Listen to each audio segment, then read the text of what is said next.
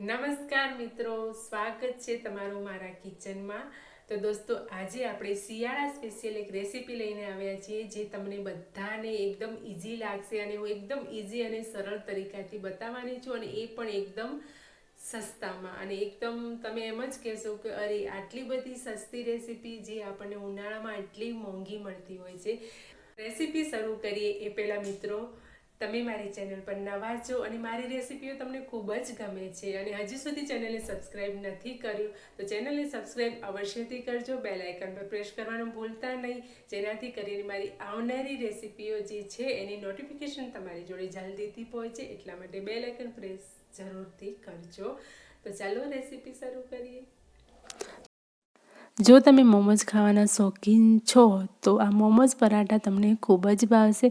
હા, આજે આપણે બનાવવા જઈ રહ્યા છીએ મોમોઝ પરાઠા। તો એના માટે મેં અહીંયા એક મોટી ડુંગળી લીધી છે, અડધો ઇંચ જેટલો મેં આદુનો ટુકડો લીધો છે અને 2 નાના ગાજર મેં લીધા છે અને કોબીજ મેં 250થી પણ ઓછી લીધી છે, એટલે કે 1 કપ જેટલી મેં કોબીજ લીધી છે અને એક મેં અહીંયા કેપ્સિકમ લીધું છે અને 3 મેં અહીંયા મરચાં લીધા છે, જેમાં 2 મોળા છે અને 1 તીખું મરચું છે। જો તમને તીખું જોઈતું હોય તો તમે મરચાંનું પ્રમાણ વધારી શકો છો।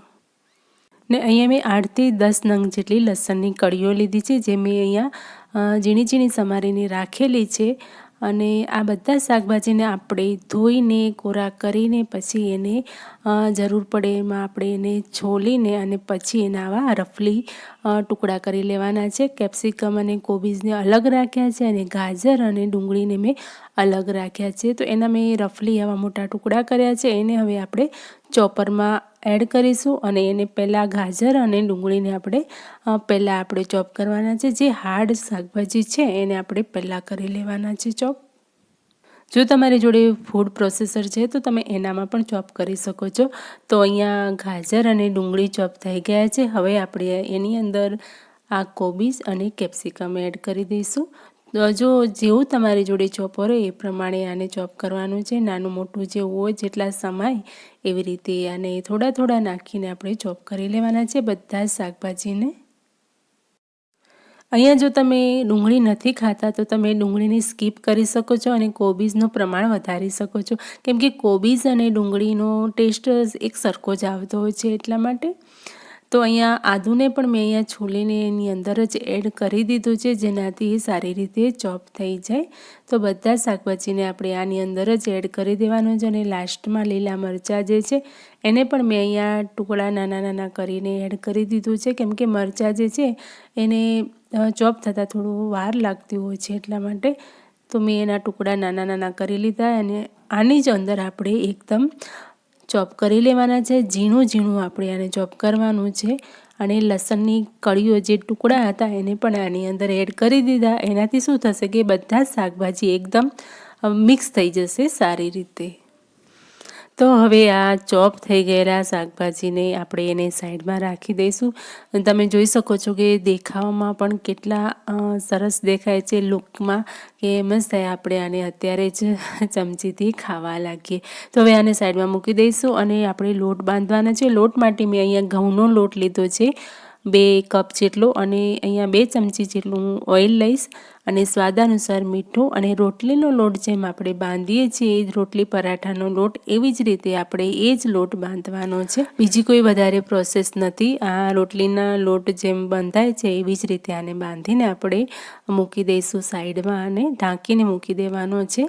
ત્યાં સુધી હવે આપણે આ વેજીટેબલ જે આપણે કટ કરીને રાખ્યા છે ચોપ કરીને, હવે એને આપણે એક કઢાઈમાં તેલ ગરમ કરવા મૂકીશું। અહીંયા મેં તલનું તેલ લીધું છે, તમે નોર્મલ તેલ પણ લઈ શકો છો।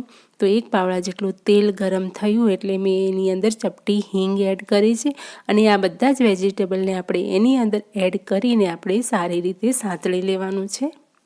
ગેસની ફ્લેમ આપણે હાઈ રાખવાની છે, લો ફ્લેમમાં કરશો તો એની અંદરથી પાણી છૂટવા લાગશે અને આપણે હાઈ ફ્લેમમાં આ બધા શાકભાજીને સાંતળી લેવાનું છે 5 મિનિટ સુધી।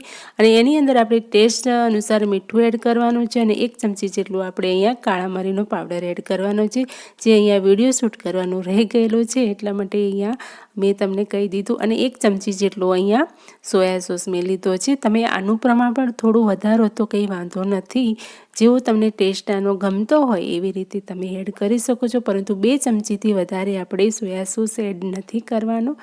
અને હવે સારી રીતે એને મિક્સ કરીને ગેસની ફ્લેમને આપણે બંધ કરી દેવાની છે.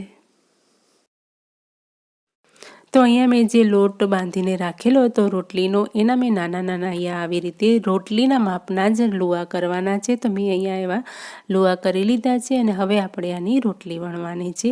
રોટલી આપણે જેમ વણીએ છીએ બસ એ જ રીતે આપણે આને ગોળ વણી લેવાનું છે. બધી જ રોટલીને આપણે એકસાથે પહેલાં વણી લઈશું અને પછી આપણે જે વેજીટેબલનું મિશ્રણ તૈયાર કર્યું છે એને અહીંયા આપણે પાથરવાનું છે. અને ભરપૂર માત્રામાં આપણે આને પાથરીશું, જરા પણ ક્યાંય રહી ના જાય એવી રીતે. અને ઘણી વખત એવું જ થતું હોય છે કે આપણે આલુ પરાઠા બનાવતા હોય છે ત્યારે પણ જે ભાગ રહી જાય છે એ ભાગ ખાવાની આપણને ગમતો નથી. તો અહીંયા હું તમને એક ટ્રીક બતાવીશ. તો અહીંયા બધું પથરાઈ ગયું છે, કિનારી તો રહી જ જાય છે, તો એના ઉપર આપણે બીજી રોટલી આવી રીતે મૂકી દેવાની છે. પરંતુ એક ટ્રીક તમને બતાવું છું. કિનારીઓમાં આવી રીતે દબાવી દેવાનું છે બધી બાજુ. અને હવે આપણે કોઈ કટોરું આના માપનું હોય, આ રોટલીના માપનું, તો એ અહીંયા આની ઉપર મૂકવાનું છે, પરંતુ મારી જોડે એ માપનું હતું નહીં. તો હું અહીંયા બીજી રીત તમને બતાવું છું. ચપ્પુ લેવાનું છે અને ચપ્પુથી આપણે આ જે કિનારી દબાવી હતી એ કિનારીએ આવી રીતે કાઢી લેવાની છે. એકદમ ઇઝી છે અને જરા પણ ઝંઝટ નથી. કદાચ તમને ઝંઝટ લાગતું હોય પણ નથી, તરત જ આ કપાઈ જાય છે. જરા પણ આમાં કંઈ માથાકૂટ છે નહીં અને ઇઝીલી નીકળી પણ જાય છે. અહીંયા જો આ તો થઈ ગઈ, આપણું આ પરોઠું તૈયાર થઈ ગયું છે, રોટલી તૈયાર થઈ ગઈ. તો હવે આપણે જેમ પરોઠા શેકતા હોઈએ એવી જ રીતે આને શેકવાનું છે. તમે આને ડીપ ફ્રાય પણ કરી શકો છો, પરંતુ હું અહીંયા સેલો ફ્રાય કરું છું. અને આ પરોઠા છે ને, જો તમારું બાળક 10મામાં છે કે 12મામાં છે, એક્ઝામની તૈયારીમાં છે, તો તમે આ હેલ્ધી પરોઠા એને આપશો ને તો એને ભૂખ પણ નહીં લાગે અને એની હેલ્થ માટે ખૂબ જ સારું રહેશે અને એની યાદશક્તિ માટે પણ ખૂબ જ બેટર રહેશે. તો આ પરોઠા તમે એને જરૂરથી ખવડાવજો એક્ઝામ ટાઈમમાં, તો બહુ જ સરસ તમને પણ ગમશે અને એને પણ ગમશે.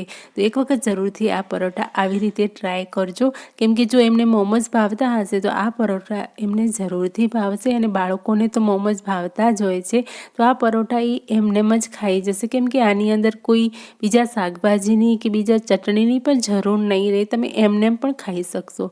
તો અહીંયા તૈયાર થઈ ગયા છે આપણા પરોઠા.